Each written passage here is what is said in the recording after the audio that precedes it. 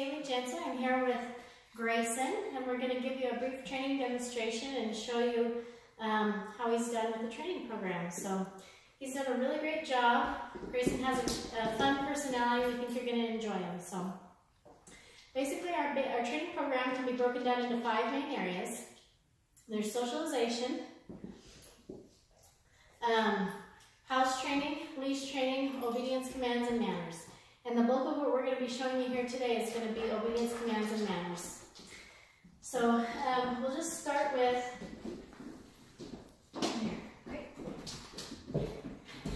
we'll start with our manners. The first of our manners is that Grayson is expected to hold an implied stay anytime he gets out of anything. So anytime he gets out of his crate, anytime he walks through a doorway, anytime he gets in and out of your car, he needs to stay and wait for you to release him with an okay, and I'll show you how that works. And it's an implied stay, which means that you don't need to necessarily give him the command stay. He just needs to remember on his own to not go through until you say okay and give him the release. And I'll show you what that looks like. But this kind of sets the foundation for the program, which is we are replacing physical control with verbal control. So several times a day, just naturally, he's looking to you to get permission to go through the door. He's looking to you to control his movements and tell him where he is and isn't allowed to go.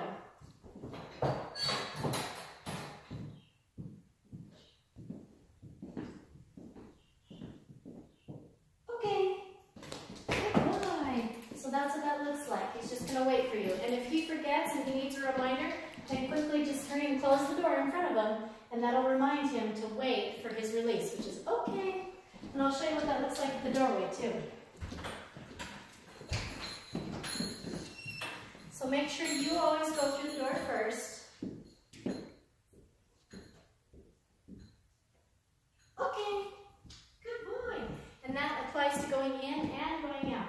And that's a really handy habit to have, because especially with these large breed dogs, if they get in the habit of bolting through a door, that can be a dangerous habit. So you always want to have him waiting for you to go through first, and then you release him. Grayson.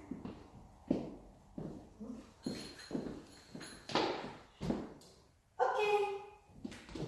Good boy. So that's the first of his manners.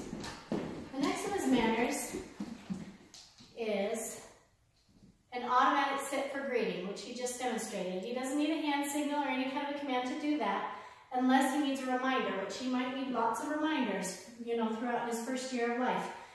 Just make it a rule with all your family members, and especially kids, that when he approaches you, when he comes up and says hi, he makes eye contact, he wants your attention, he wants petted or a hello or a toy or whatever, he always sits first, okay, before he gets it. Okay, good boy, good boy. And that also helps set the tone of the program, that he's always under control. And that prevents him from hopping up and learning to jump up to get your attention. Good boy. And it just gets him planted. And when his butt goes down, his eyes, come here, Grayson, come up to you, and they're focused on you. So that's the second of his manners. Good boy. The next one are his mealtime manners. So he's expected to hold a sit-stay whenever you feed him. You're naturally going to be feeding him a couple times anyway, so make sure you always ask for the sit-stay. And this is just automatic built-in training that you can do every day.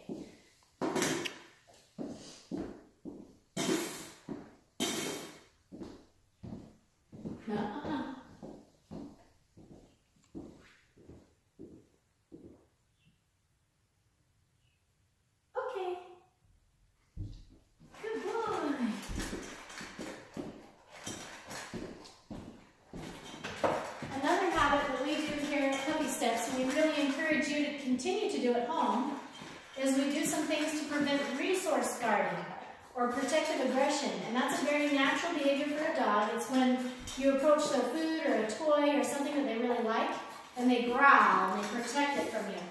So what we do is we regularly just reach down and we take their food away, and we put our hand in their food bowl while they're eating.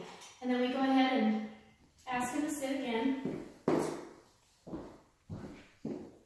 Okay. And we get it back back to him.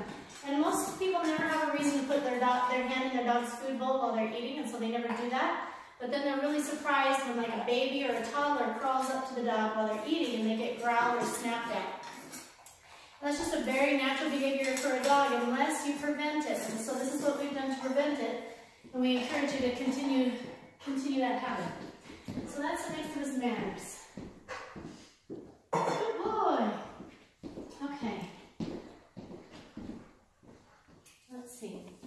So the next of his manners, we've done automatic sits for greeting, we've done doorways, and mealtime manners.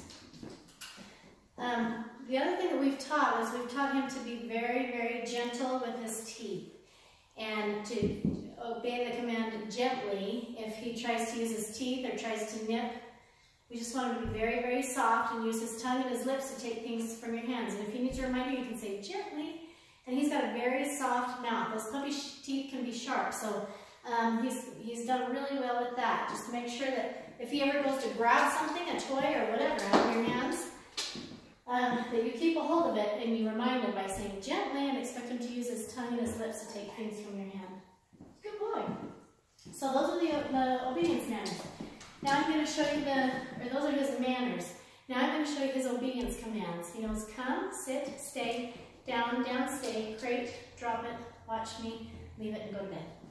Come. Come. Okay, good boy. And come, for obvious reasons, is one of the most important commands to maintain over their lifetime. And it's also usually one of the first commands people kill. And the reason for that is that we usually don't call our dog to come to us unless unless they're doing something we don't want them to do. You know, come, it's time to get away from the kids or whatever, the cat or whatever. And so they quickly learn that when you call them to come, it's time to leave the fun thing, right? So there's just a couple of rules that we recommend that you continue with to help keep the integrity of come. And the first one is to use the rule of 10 to 1. And what that means is call Grayson to come to you for 10 times for no reason other than just to play tug, to throw a toy, to give a treat, maybe to give him his breakfast or dinner, for every one time that you have to use the come. So just use it several times throughout the day for no reason, just for fun for him. Another thing that we recommend is for the first year of his life, that you let him drag around a leash like this, wherever you go. And it's going to be obnoxious, it's going to get in the way, it's going to be inconvenient, but that is going to be your tool for obedience. You know, if he's headed somewhere he's not supposed to go, maybe you don't want him to go on the carpet, or maybe, you know, 99% of the time he obeys come, but there's one time he's like chasing a duck and he doesn't want to follow through, he thinks about not following through. If you don't have a leash attached, there's nothing you can do about it. But if he's got his leash attached, then you can step on it and you can enforce it and ask him to follow through with that command. And also another rule that we recommend, and this is something that I do with my own dogs, is unless I absolutely have to use the command, if I know he's not going to like it is time to leave the park, or it's time to get away from the cat or the kids or whatever, I know he's not going to like it, unless you have to use it, just don't use the command. Just go and hook a leash onto his collar and just let's go. And so that helps preserve the integrity and the positive association with come, so that he doesn't ever balk on that or think about second guessing that. So that's come. The second command, and this is the first hand signal, and I've showed it to you several times, but I'll show you the hand signal, is a sit. You just make a little scoop up and back over his nose just like that until his butt goes down, and that's a sit. Good boy. And then you can mark it with, okay, good boy. And that's a sit. So, and then starting from a sit, that leads us to our next command, and this is our second hand signal, and this is a down, where you make your hand flat, and you take it down until he lays completely down. And make sure he's all the way down. Good boy. And you can hear his belly kind of oomph on the floor, so he's not just crouching. Make sure he's all the way down. But that's the hand signal for sit and down. And he'll do a stay, and that's our third hand signal from both the sit and down positions, and I'll show you what that looks like. Just make a stop sign with your hand like this, stay.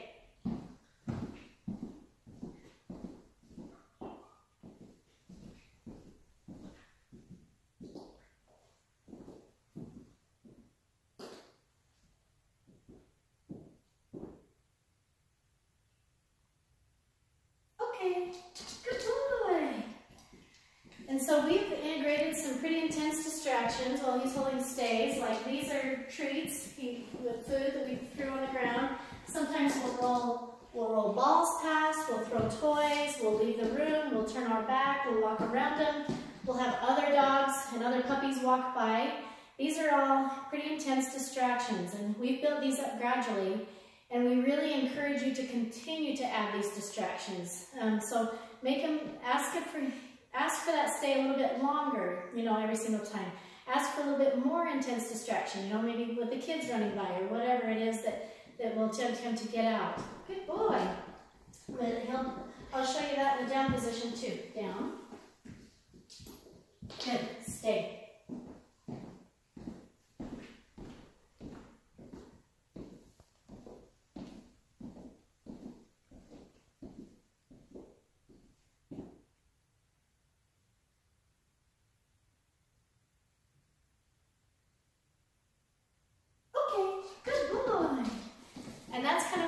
Version of what he's capable of. He's capable of some very nice, beautiful long stays with some fairly intense distractions. And this is just kind of a fun, nice thing to have when he gets home, but it really becomes solid as you continue to ask for that on a regular basis. And you continue to ask for what we call the 3 Ds: distance, duration, and distraction. Okay, so he just rang the bell. So we'll go ahead and jump to that really quickly and talk about house training. So he's arrival in the house, and we've taught him to go and ring the bell to let us know when he needs to go outside and go potty. So we'll go ahead and take him out to do that. We'll probably cut out and we'll go down to the potty area, and then we'll go down and talk about it while he's going to the restroom. But this is actually a really good sign because this is the first time he's ever rang the bell on this door. This is a new location. And he knows where the bell is at our training facility, and he knows it very well, but he's going to need to relearn where it is at your home. And you can do that very quickly, very easily, just like he did. I've only showed him where this bell is once, just a few minutes ago. But anyway, so you hang the bell on the door that you're going to be using most often to take him out and go potty. And then you set a timer on your phone for about every 20 to 30 minutes. And for the first 2 days that he's home, every 20 to 30 minutes, whether he needs to or not, okay, you want to go outside? Get outside. You want to go outside? Whether he asks for it or not, take him to the door to ring the bell. And make sure, a couple things to beware not to do, just things that we've had clients do in the past. Don't take the bell and bonk him in the nose with it. That'll turn him off to the bell really quickly. Another thing that we've had people do is we've had them grab the dog's head and push it into the bell. Make sure you don't do that. To show him where the bell is, just wiggle it around a little, tap it maybe, and then when he touches it with his nose, okay, good outside, good outside. Just really emphasize that command. So I'm going to go ahead and take him out. We'll cut out, and then we'll cut back in down in his potty location. We'll talk about that. So once you've taken him out, we really recommend that you designate a potty area in your yard, and you leave his piles there for a couple of days and let it get saturated with his scent. And then if you have a specific area in your yard that you take him, those potty breaks for every 20 to 30 minutes when you take him out, then that'll stimulate him to need to go when he goes out and sniffs around in that spot. Come on, get outside. And you can be helping to remind him by giving the cue, get outside, get outside. Get outside. But we really want you to set him up for success by setting the alarm for every 20 to 30 minutes. Even though he doesn't need that many potty breaks, what you're going to do, get outside. What you're going to do is give him lots and lots of opportunities to see where you go, where the bell is, where the potty area is, and give you lots of opportunities to reward him for going potty in the right area. As opposed to just turning him loose and he doesn't know where he is, he doesn't know where to go, or what to expect, or he doesn't really have a relationship with you, so he just has an accident because he doesn't know what else to do, and then he's stressed, and then it goes downhill from there. That's what we want to prevent. That's the wrong thing that we want to happen. So set him up for success by setting that alarm every 20 to 30 minutes, bringing him out to the potty area, walking him around, let him sniff, get outside, and just remind him with the cue, good outside. Okay, now we're back inside. Grayson did go potty out in the potty spot. Anyway, but that's something that we really put a lot of time and effort into, the house training. And we know it's a really critical thing for our families, so we really want to make sure that you're set up for success on that.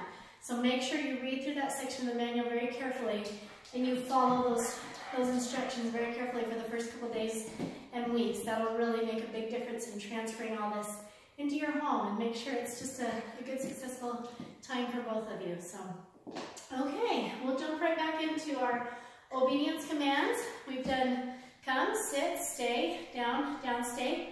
Now we're going to move on to crate, and he'll go into his crate on command. We've spent a lot of time and a lot of care making sure that he's happy and relaxed in the crate. And that is going to be one of your most favorite tools to have, because it prevents so much. You know, if somebody's in the home, comes to your home who's not comfortable with dogs, you just put him in the crate. If you just need to not think about him for, 30 minutes or whatever, just put him in his crate. If you need to leave the house for a couple of hours and you don't want to come back to destroy curtains or whatever, just put him in his crate and he'll be happy there. Crate. Crate.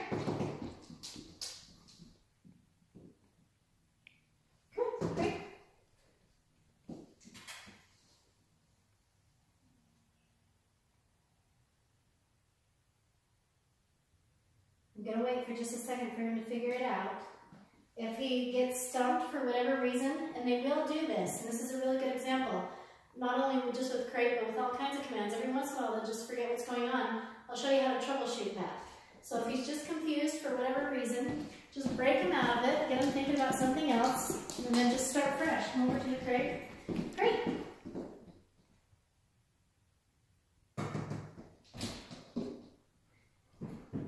Okay, good boy. And then just wait. So a couple of things to not do when they just kind of get stumped like that is a lot of times we want to hurry and jump in and save them really fast. So we'll say like crate, crate, crate, crate, and we'll just jump in and give the command repeatedly. And a lot of people will do this with stay, stay, stay, stay. That can become a habit, and it'll teach him to depend on you saying commands repetitively if you just start getting the habit of doing that every time. So, just as a rule of thumb, the more they have to just sit and think about it and figure it out themselves, the more solid that command will become. So give him that opportunity. Give him the opportunity to think it through. If for whatever reason, he's thinking about something else, whatever, he forgot what he was supposed to do with that command, just give him a minute to think it through. And if you lose him and you can tell he's just not going to do it, then break it out, break him out of it, go somewhere else, do something else for a minute, and then start back fresh and then just give him the command and have him go right back in. So, yeah. And then again, remember, he's not allowed out until he gets the release word from you, which is okay.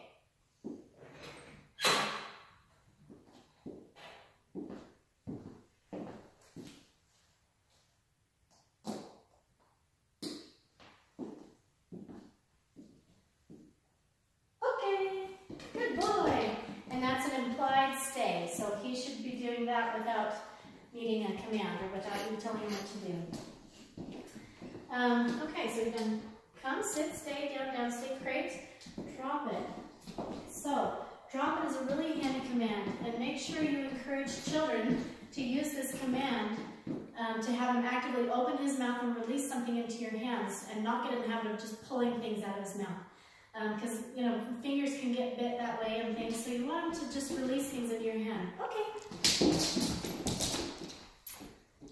Good boy.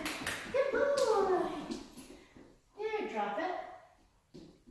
Good. See, yeah, I didn't have to pull it or anything. He just opened his mouth and released it. Nothing happened. Good boy. Good boy. Okay, drop it. Good. Okay, so that's drop it. The next one that I want to show you is watch me. And what makes watch me so powerful for dogs is they're not designed like us psychologically. Whatever we can be looking at one thing and thinking about something different at the same time. Dogs are not capable of doing that. Wherever their eyes are is 100% where their mind is. Even if it's only for a few seconds, which it usually is. You'll notice they switch gears really, really quickly.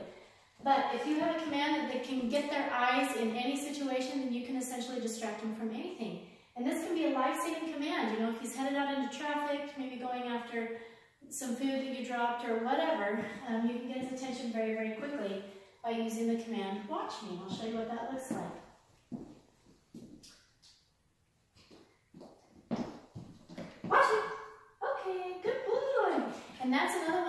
recommend that you use the rule of 10 to 1.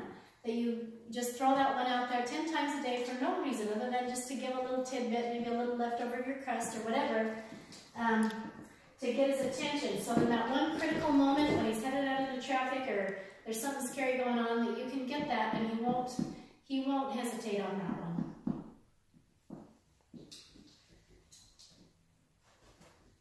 Watch me.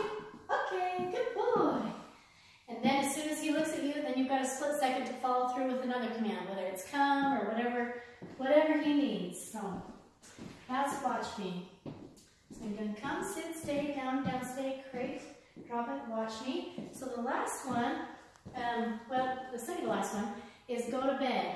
And this, he'll go to his bed on command, and I don't care if he's sitting, standing, or lying down, just as long as he's completely on his bed, and he stays on his bed until he's released. Again, this is another implied stay.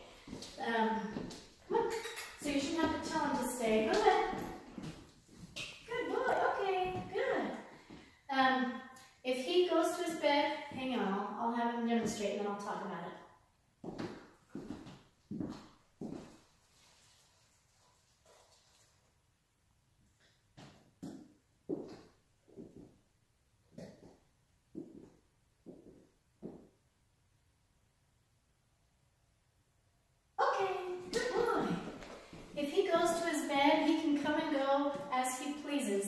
And he doesn't need to wait for an okay or anything, that's fine. And we do orient them to their bed a lot. You know, if he flops down on the floor, we pick up his leash and we bring him to the bed and we have him lay down on his bed. If I give him a bone to chew or a toy to play with, I take him to his bed and have him lay down on his bed so he knows that that's his spot.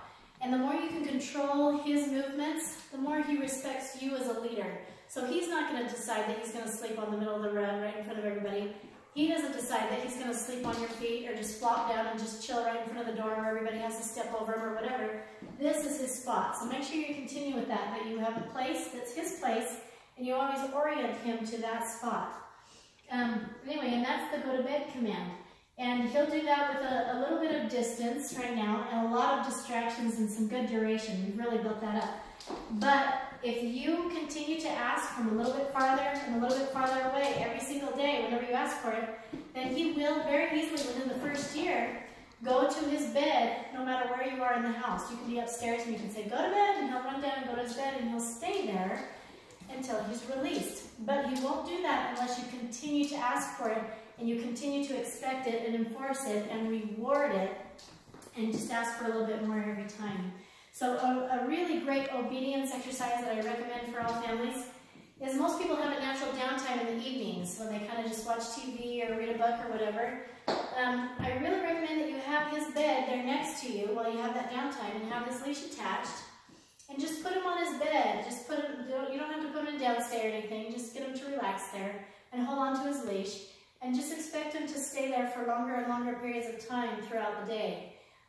And that's just a really great exercise, just an obedience exercise that he learns that this is his spot, and when he's here, he's stuck, and he just respects that. So it gives you just a ton of control in your home.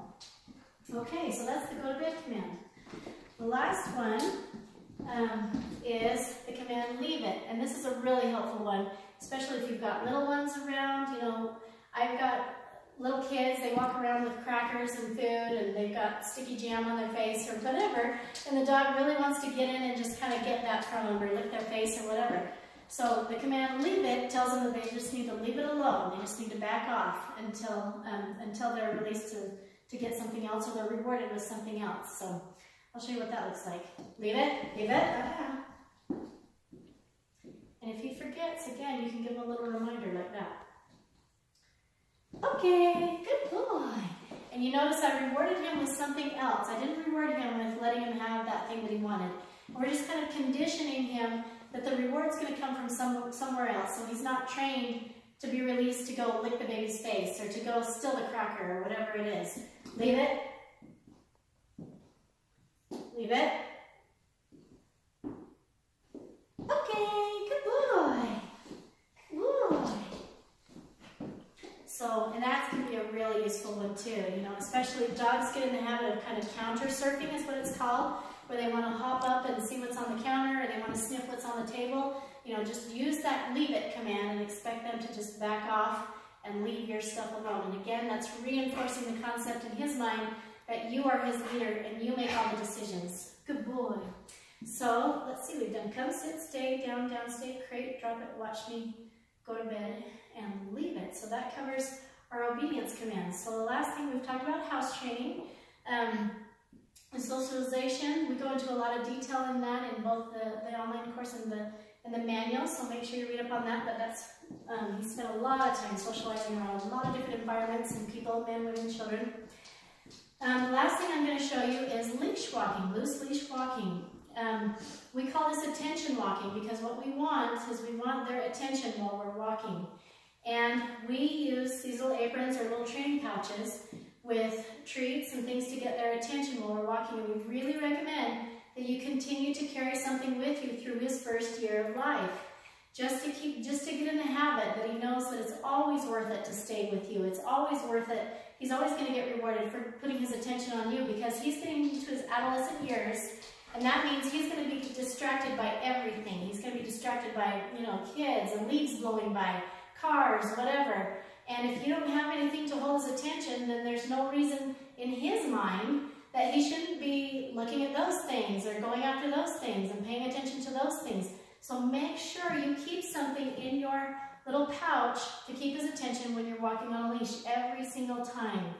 And what you're going to do if you keep it very, very consistent through that first year of always having a valuable treat is you're going to condition him to have these behaviors burned into muscle memory to the point that his body is going to just follow you no matter what, because his mind doesn't even have to think about it, because it's always worth it, and that's always the way we've done it. And then when he turns a year, roughly there, and he's had, you know, several thousand repetitions of this, which he's already well on his way to that, then you can phase out those treats gradually, where he only gets it 3/4 of the time, or he only gets it half the time, or whatever, and you just kind of phase that out.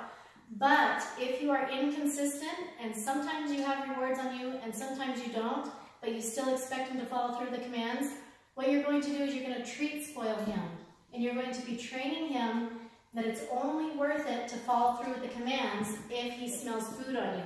And we do not want a treat spoiled dog.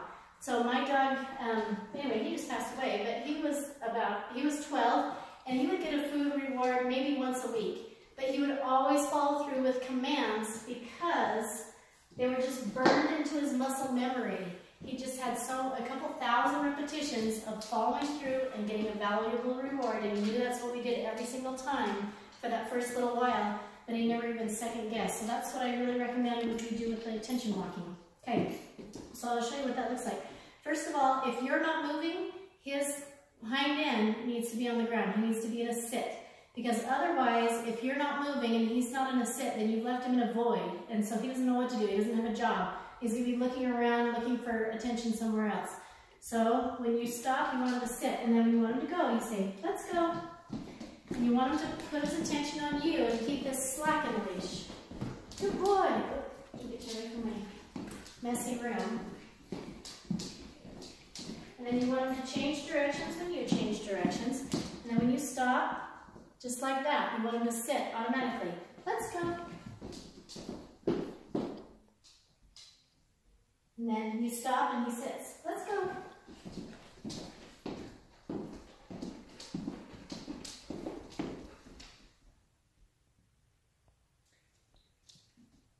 Okay, you remember I gave him time to think about it instead of jumping in and hurrying and saving him by giving the command. Good, so that's what you want. And this is indoors in a very low distraction area. When you're outside in a very high distraction area, make sure you've got your pouch of good things for that first year, so you burn that into muscle memory. And we've done attention walks past, you know, other dogs and lots of distractions around traffic. Just make sure that you build that up with your relationship with him on your own, and you have these valuable rewards with you. Good boy. And then you always ask for a sit when he stops so that you don't leave him in a void. And so that's the leash walking. If he does pull ahead, let's go. If he, you know, gets distracted, he sees something out there that's really exciting and he pulls ahead, or whatever, just give a quick pop release and say easy, and you stop and you wait for him to come back to you. There you go. Don't get in the habit of pulling and walking and saying easy, easy, easy. That's just going to teach him to push through. Give a good firm pop and release, and even change directions. Go 180 degrees, come on, and go the other way to get his attention. Come on, let's go. Come on. Like this. Let's go. And you can even step into him. Turn this way. Good. And just get him, just kind of walk kind of crazy for a minute. Your neighbors are going to think you're nuts because you're going every which way. You don't know which way you're going. But if you're very unpredictable, going back and forth for a minute, then he has to put his attention back on you to keep up with you and not get dragged or get his toes stepped on or whatever. So that's a really great little exercise to get his attention geared back on you. Have the valuable rewards and, you know, do some zigzags and back and forths and change directions until he knows that, oh, I gotta know what mom's doing, or I'm gonna get left behind or stepped on or whatever. So anyway, that concludes our training demonstration. He's done a great job. Let us know what your questions are, and congratulations.